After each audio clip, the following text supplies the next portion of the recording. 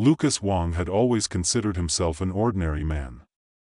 At 30, he lived a modest life in a cramped apartment in downtown Chicago, working as an IT specialist at a tech company. He wore glasses, his hair was perpetually messy, and he wasn't the kind of person who turned heads in a crowd. If anything, he was the type you'd overlook in a room full of louder personalities, but Lucas had a secret that he could heal. Not in some dramatic, superhero fashion, no. His gift was subtle. No one would ever guess that the guy who routinely got paper cuts from the never-ending barrage of office paperwork had the ability to close those cuts almost instantly. Or that when he sprained his ankle on a weekend hike, it was back to normal by the time Monday rolled around. It had been that way since he was a kid. He'd fallen off a swing in the park one afternoon, scraping his knee so badly that his parents rushed him to the ER. But by the time they got there, the wound had already closed. Not a scab, not a scar.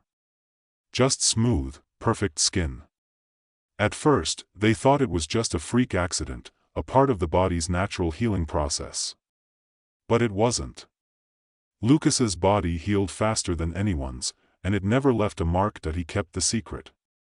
He had to. There were too many questions, too many ways it could be misinterpreted. As he grew older, Lucas learned to use his gift carefully, treating it as little more than an oddity. He never tried to test its limits. After all, what good would it do? The more attention you draw, the more people start asking questions. So, he kept his head down, avoided the spotlight, and tried to live as normal a life as possible. It wasn't until one Tuesday afternoon, at his dull desk job in a stuffy office building, that everything changed. "Lucas, you gotta see this." Sarah, his office neighbor, called out from her cubicle. She was holding her thumb awkwardly, wincing with every move. "I think I sliced it too deep. It's not stopping." Lucas stood up, stretching his stiff back, as Sarah carefully showed him the cut. It was small, but clearly deep. He frowned. "Are you sure it's that bad?" Lucas asked, leaning closer. "Yeah, it won't stop bleeding. I don't know what I'm doing wrong." Sarah's voice cracked, her discomfort obvious. She seemed on the verge of tears, a rare sight for the usually composed woman. Without thinking, Lucas did what he always did when someone was injured. He placed his hand gently over the cut. His touch was light, almost casual. He didn't think twice about it. He didn't even think about the strange things he'd felt in his body when healing someone else's wounds. It was just natural to him, like a reflex. But this time, something was different. Sarah stared at him, her eyes widening in shock. "What the hell?" she muttered, her hand still held out in front of her as the cut began to seal itself. The blood stopped flowing, the skin knitted back together, and within seconds, her thumb was as good as new. No redness, no swelling, just perfect skin. Lucas stepped back, his heart racing. I don't know what just happened." Sarah blinked. Did you just heal it?" "I don't know," Lucas said, his voice quieter now. "It just happens sometimes." She examined her thumb, rubbing it thoughtfully. "What do you mean, just happens?" "That's like superhero stuff. Are you sure you're not secretly some kind of mutant?" Lucas's stomach dropped. He glanced around the office, as if expecting someone to pop up from behind the cubicles. No one else seemed to notice, but the tension in the air was palpable. "Sarah, just forget about this. It's nothing." But Sarah wasn't backing down. She leaned in, her eyes still wide with disbelief. "This is insane. Can you do that to other things, like broken bones?"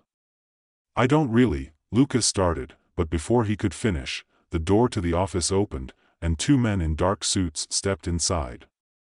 They were followed by a third, a tall, imposing man in military attire. Lucas stiffened. He had never seen them before, but the coldness in their eyes told him they weren't here for casual chit-chat. "We need to speak with you, Mr. Wong," the man in uniform said. His voice was authoritative, yet strangely calm. What is this? Lucas felt his pulse quicken. His mind raced, trying to process what was happening. He glanced at Sarah, who was still staring at him, her face frozen in a mix of awe and confusion. The man took a step closer. We're from the Department of Defense. There are some things we need to discuss. Lucas didn't know what was worse, the sudden appearance of the government or the fact that he had no idea how they knew about him. Later that afternoon, Lucas found himself in a small, unmarked van outside his office building, staring at the man in military fatigues. The two others had stayed behind in the office, and now Lucas felt completely out of his depth. They didn't say much on the drive, only that they were interested in his abilities. I'm not sure what you think I can do for you, Lucas said, trying to keep his voice steady. I don't know what you're talking about. I don't have any, the officer cut him off. We know about your medical records. We've been tracking you for months. Lucas froze. He had always been careful about his health. Regular checkups, no weird accidents, anything that might trigger suspicion. I don't understand, he muttered. You've been healing yourself for years, the officer continued. But there's something else. Something more unique about your ability. We've been looking for people like you. People who can heal. Lucas shifted uncomfortably in his seat. The officer's voice had a clinical, detached tone that unsettled him. Why? What do you want with me? We need you to help us understand the limitations of your abilities, the officer said, pulling out a file from his bag. Specifically, the things that stop it from working. The things that stop it? Lucas asked, his mind spinning. The officer handed him a photograph, a small vial containing a clear liquid. This is a chemical compound known as toxium. It can stop your healing process in its tracks. It prevents the body from regenerating cells. And we need to understand why it works on some people but not others. Lucas's blood ran cold. His hands clenched involuntarily as the implications hit him. What are you talking about? I've never heard of this before. We've been developing this weapon, the officer said. But it's not just about stopping healing. It's about controlling it. You see, Mr. Wong, your ability is rare. But we've been studying it because we believe it could be weaponized. If we can control it, we can create soldiers who don't die. Soldiers who can heal from any wound and keep fighting. Lucas stared at the vial, his hands trembling slightly. Toxium. The word echoed in his mind, but he couldn't quite grasp its meaning. The officer's words had all blurred together. Weaponized healing. Soldiers who wouldn't die. He had always suspected there was something off about his ability, but this was something else entirely. Why me? Lucas asked, barely recognizing the fear in his own voice. Why bring me into this? The officer, Colonel James Holt, leaned back in his seat, folding his arms across his chest. His eyes were cold, calculating, like a man used to getting what he wanted. Because you're the key to everything we're trying to accomplish. You've demonstrated a level of self-healing that's far beyond anything we've seen before. The potential for it is limitless. We've tested a variety of methods on other subjects, but none of them have shown the same results. Lucas felt a knot tighten in his stomach. I'm just some guy. I don't know what you think you can get from me. Holt didn't seem to be fazed by Lucas's deflection. You're more than just some guy, Mr. Wong. You're a breakthrough. You've lived with this gift your whole life, and you've learned to control it. But what we need to understand is why it works. What causes it to stop? How can we replicate it? Lucas rubbed his temples. I don't know. I've never thought about it. It just happens. He shook his head, trying to make sense of everything. And even if I could help you, what would you do with it? Make more people like me? Soldiers who can't die. That's the idea, yes, Holt replied. Imagine an army of men and women who can heal from any wound. No battlefield injury too severe. No need for medics, no need for recovery time. It would change the course of warfare, forever. Lucas could feel his heart beating faster. He hadn't signed up for any of this. He just wanted to live a quiet life, avoid attention. But now, here he was, caught in the middle of some dark, military scheme.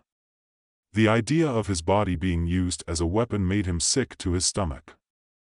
He didn't know what to say, so he just stared out the van window, watching the city pass by. The hum of the engine filled the silence between them, but it wasn't enough to drown out the nagging thought in Lucas's mind. Why now? He had kept his ability hidden for years, never drawing attention to it. And yet now, the military had found him. There had to be a reason, a specific reason they'd targeted him. But what? What made him different from everyone else? It wasn't until they pulled up to a small, nondescript building on the outskirts of the city that Lucas's thoughts were interrupted. Holt opened the door and gestured for Lucas to follow. "We're here. Let's get started." The building was unmarked, hidden behind a row of aging warehouses. It looked like an abandoned research facility, the kind of place people avoided. Lucas felt a sudden wave of dread wash over him as they entered, but Holt remained unfazed, leading him down a sterile corridor. Fluorescent lights buzzed overhead, and the air smelled faintly of antiseptic. "Where are we?" Lucas asked, his voice barely above a whisper. "Just a temporary base of operations," Holt said curtly. "We've been monitoring your progress for some time now. We've seen your abilities firsthand, but now we need to study them in more controlled conditions."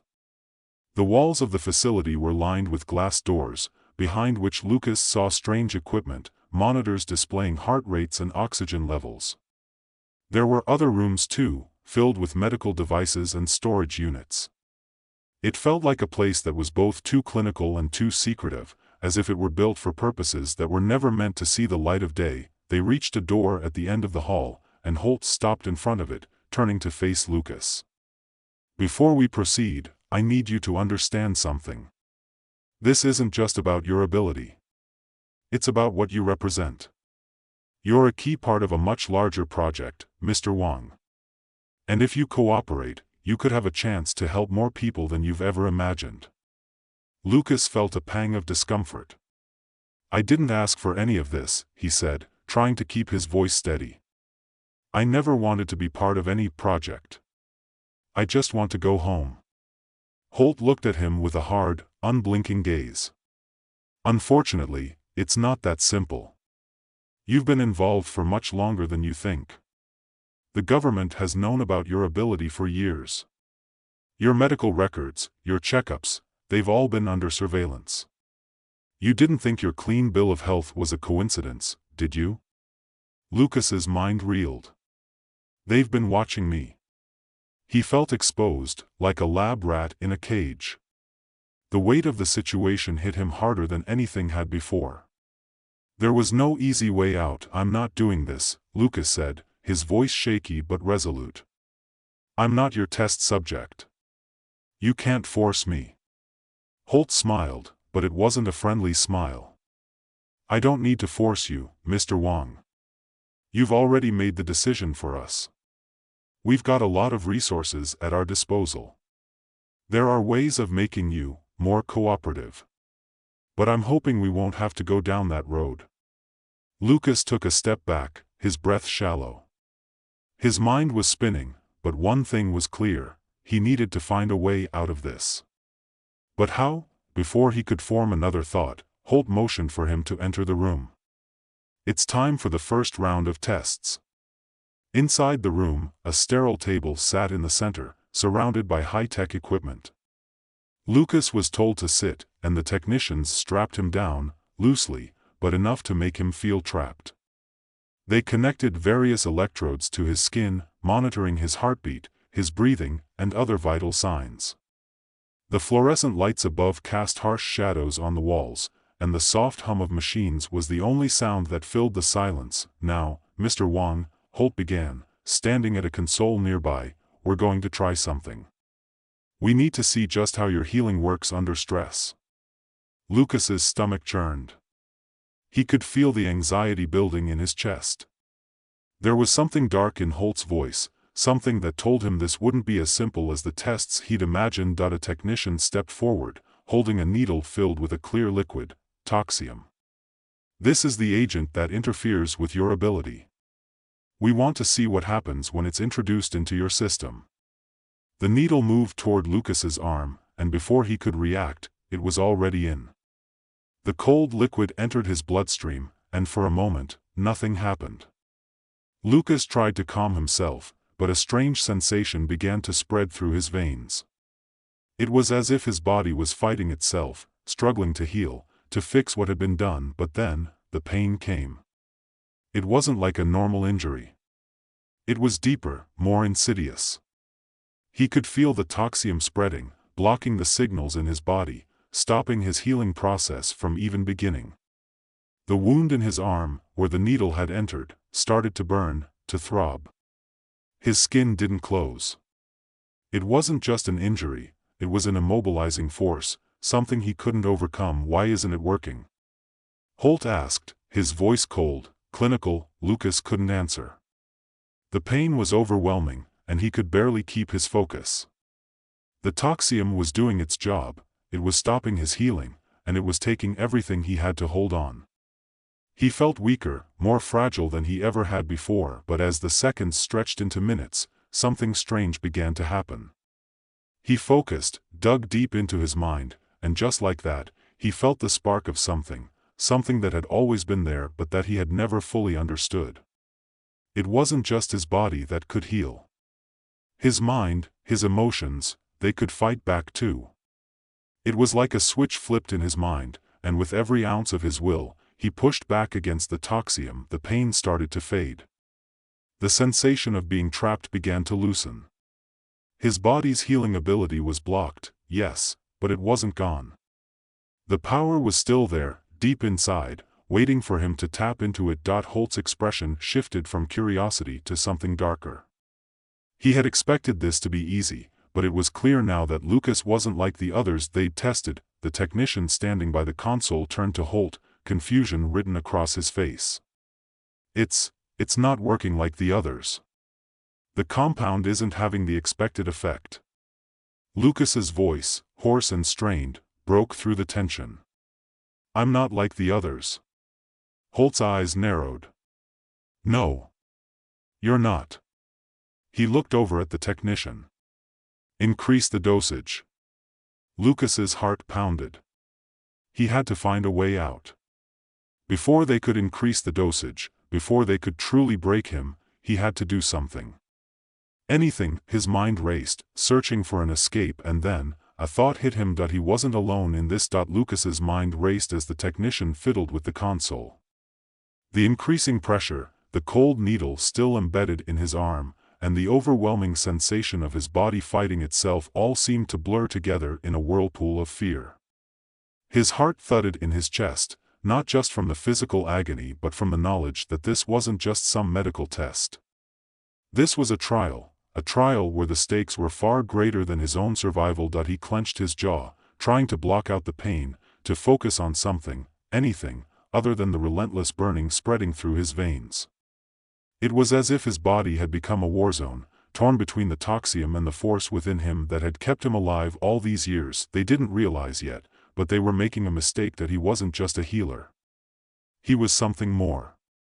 Something they couldn't understand. Stop. The command came out of Lucas's mouth before he could stop himself. His voice was strained, raw, but it held authority, a sudden surge of defiance pushing through the overwhelming sensation of the drug. The technician paused, glancing nervously at Holt. I said stop, Lucas repeated, his voice gaining strength, even as the toxium burned through him like acid. You want to know how I heal? It's not just physical. It's mental. You can't control that. Holt's brow furrowed, and for the first time, Lucas saw uncertainty flash in his eyes. What are you talking about? Your toxium, Lucas gritted through clenched teeth, it's not enough to break me. You can stop my body from healing, but you can't stop my mind from fighting. You don't even know how it works, do you?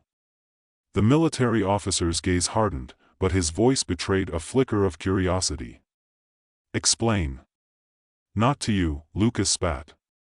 "Not unless you can understand it." "But you won't. You'll just keep poking and prodding, trying to figure out what makes me tick, but you'll never get it. And the harder you try, the worse it will get for all of us." For a long moment, no one spoke. Lucas could feel the tension thick in the air, an invisible force pressing down on him. His arm still burned with the effects of the toxium, but he was starting to gain control over his thoughts again. Slowly, the pain lessened, like a dark cloud moving out of the sky. He wasn't out of the woods yet, but the storm was passing. Holt finally stepped closer, his expression unreadable. "So, what are you saying? You think you can just resist? That you can just push back against everything we're doing here?" Lucas's breath was shallow, but he held Holt's gaze, his voice steady. "I'm saying you don't understand. This isn't just about stopping me physically. This is about control. If you keep trying to break me, you'll just make me stronger. And one day, that's going to come back on you." Holt stared at him for another beat, his face still hard, calculating. "We'll see about that."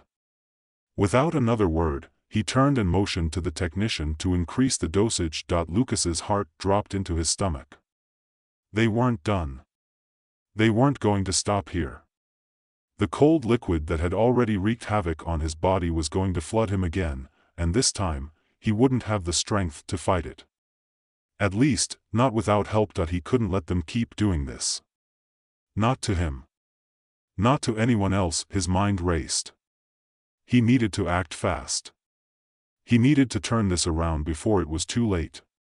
He'd already learned something about the military's plans. The toxium wasn't just a weapon to stop healing, it was a weapon to control it.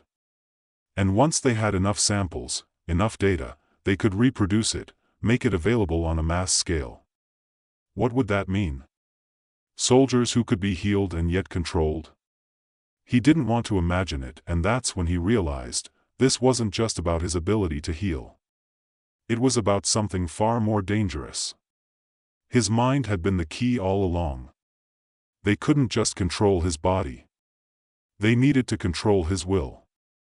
The mind was the last frontier, the only thing standing in the way of their perfect soldiers, but Lucas wasn't going to let that happen. The technician, who had been adjusting the dosage settings on the console, turned toward Holt.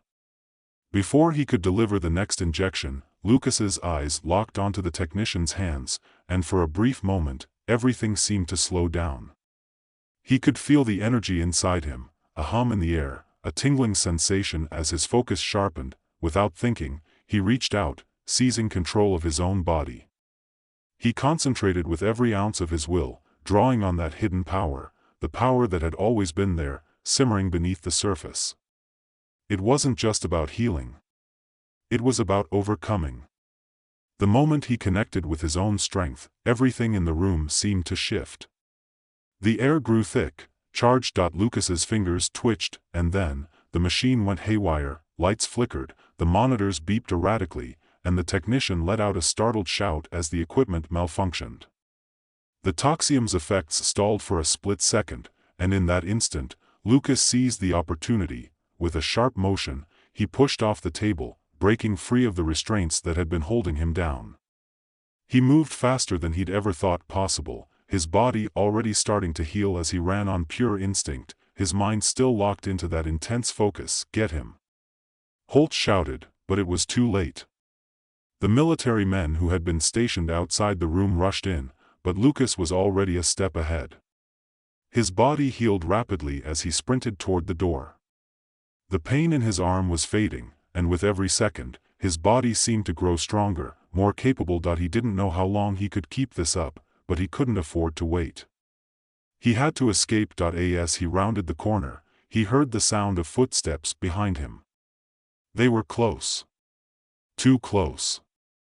He had to think quickly. There was an emergency exit ahead, marked by a faded red sign. It was his only chance. His breath was heavy, but he pushed forward, refusing to slow down. Just as he reached the door, one of the soldiers stepped into view, blocking his path. Without thinking, Lucas's body reacted on its own. He raised his hand, a quick flick of his wrist, and within moments, the soldier's hand went to his chest, as if the very force of Lucas's will had thrown him back. The soldier staggered and fell to the ground. Stunned, Lucas didn't stop. He burst through the exit, into the night, with nothing but the sound of his ragged breathing and the rush of adrenaline in his ears. He didn't know where he was going. He didn't care. He had to get out. He had to find a way to warn everyone before it was too late. The night air hit him like a wave, fresh and cold. For the first time since all of this began, Lucas felt a glimmer of hope. He had a chance. The military wanted to control him, but he wasn't going to let that happen. His journey was just beginning, and he would stop at nothing to protect those like him, those with abilities they didn't ask for, but who were now being hunted like prey. It was time to take the fight to them. Lucas ran through the night, the cold air slicing through his clothes, his heart pounding in his chest. He had no idea where he was heading, but he knew one thing: he couldn't stop. The sound of pursuit was already distant, but his escape was just the beginning of a much bigger battle. The military had what they wanted from him now: data, samples, and enough information to potentially make their soldiers unstoppable. But Lucas wouldn't let them. He couldn't. He glanced behind him, but there were no signs of movement. For the moment, he was free, at least from immediate danger. But freedom had its price. The military would be on his trail soon, if they weren't already. His thoughts raced as he navigated through the dark streets of the city. His escape had been a blur, a frantic dash through the building's back exit, using every ounce of his willpower to push past the restraints and malfunctioning equipment. But now, he was alone, with no plan and no clear idea of where to go next. He couldn't go back to his apartment. The government's watchful eyes would be there, monitoring every move. And they weren't the only ones looking for him.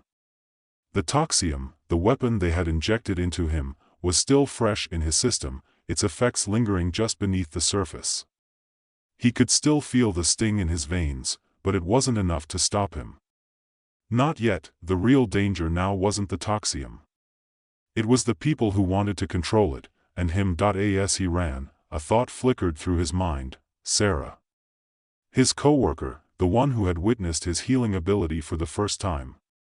She had seen too much, and he knew she was probably the last person who would understand what was happening to him. He couldn't risk her getting dragged into this. But there had to be some way to use her knowledge, to figure out where they had made their mistake. Lucas shook his head.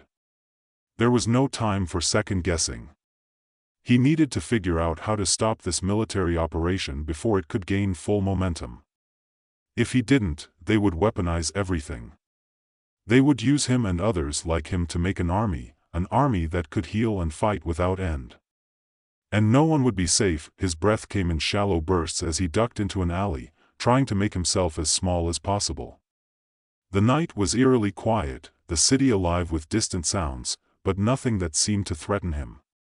For now, it felt like he was just another person lost in the chaos of a busy world. But he knew better. He had just made himself the most wanted person in the country. The next few hours were a blur of running, ducking into side streets, and trying to avoid surveillance. He wasn't sure how long he had been running. His body was tired, every muscle aching, but he kept going. The fear that gripped him was relentless, but it was nothing compared to the sense of urgency driving him. His power was still with him, a constant presence, but he couldn't let himself focus on it too much. The military would be back in full force soon, and he couldn't afford to be caught off guard again. Finally, after what felt like an eternity, Lucas stumbled into a small, run-down diner, a nondescript place tucked away on a side street. It was nearly empty at this hour, save for a couple of truck drivers at the counter, lost in their own worlds. Lucas slid into a booth at the back, trying to blend in as much as possible. He hadn't eaten all day, and his stomach growled loudly, but food wasn't his priority. It was time to think. He pulled his jacket tighter around himself, trying to block out the cold that had started to seep into his bones. His mind kept circling back to the same thought: what now? He needed information. He needed to find someone who could help him. His eyes scanned the diner, falling on the few patrons who were still awake. No one was paying him any attention, but Lucas knew that wouldn't last. People like him, the ones with strange abilities, never lasted long in the shadows. If he was going to do this, he needed to find allies, people who could fight back against the system. People who had already seen what the military was capable of, who understood the stakes. His phone buzzed in his pocket, dragging him from his thoughts. He pulled it out cautiously, checking the screen. A text from Sarah. "Lucas, I'm worried. What happened to you?" He hesitated, his fingers hovering over the screen. He hadn't spoken to her since that day in the office. He knew it was only a matter of time before she started asking questions. He couldn't involve her. She was already in danger just by knowing what she did. "Stay away from me, Sarah. It's not safe. Don't tell anyone what you saw." His thumb hovered over the send button, but then he stopped. There was something about the way she had looked at him, the trust in her eyes when she'd asked him what he could do, that made him hesitate. She had seen his ability firsthand. But could he trust her? Could he risk her safety? He typed a different message. "I'm sorry, but I can't explain right now. I'm in danger. Just stay safe." The phone buzzed almost immediately in reply. "Lucas, what's going on? I don't understand." "You don't need to. Just trust me, please." He hit send and put the phone down, feeling the weight of the decision settle on his shoulders. He didn't want to drag her into this, but he knew the military wouldn't stop until they had him, and they wouldn't hesitate to go after anyone close to him. He had to act fast. As he sat there, his mind spinning, the door to the diner opened, and the bell above it chimed. A man stepped in, tall and broad-shouldered, his face obscured by a hood. Lucas's instincts kicked in immediately. This wasn't a coincidence. The man was too calm, too deliberate in his movements. He was looking for someone. Lucas's heart rate spiked, but he didn't move. He had to think. The man scanned the room quickly, his eyes passing over the truck drivers at the counter, then locking onto Lucas. For a brief moment, Lucas felt a chill run down his spine. The man didn't speak, but there was something in his eyes, a knowing glance that made Lucas's blood run cold. The man stepped forward, his hand slipping into his coat pocket. For a heartbeat, Lucas thought he was reaching for a weapon, but instead, the man pulled out a small, innocuous-looking device and placed it on the table in front of Lucas. It was a burner phone, the kind that couldn't be traced. The man sat down across from him, his eyes never leaving Lucas's face. "You don't know me," the man said, his voice low and smooth, "but I know you." Lucas's mind raced. He didn't want to engage with anyone who could potentially be another agent, another part of the system he was trying to escape. But something about this man felt different. There was no hostility in his presence, just calm certainty. The man pushed the burner phone closer. "Call me when you're ready. We can help you. But you need to trust us. You're not alone in this." Lucas's hand hovered over the phone. He knew this was a risk. A huge one. But if there were others like him, others who understood what was at stake, it was his only shot. He didn't trust the man. He couldn't. But in this game, trust was a luxury he couldn't afford to squander. "Who are you?" Lucas asked, his voice cautious, but desperate for answers. The man smiled slightly, his eyes glinting. "Someone who's been watching the military for a long time. Someone who wants to see it fail." Lucas met his gaze for a long moment before finally reaching out and picking up the burner phone. "Call me when you're ready," the man repeated, standing up and heading for the door. Lucas watched him leave, his mind reeling. He couldn't stay in one place for too long. He couldn't trust anyone completely. But this was his chance. A chance to take the fight to them. He had to get to work.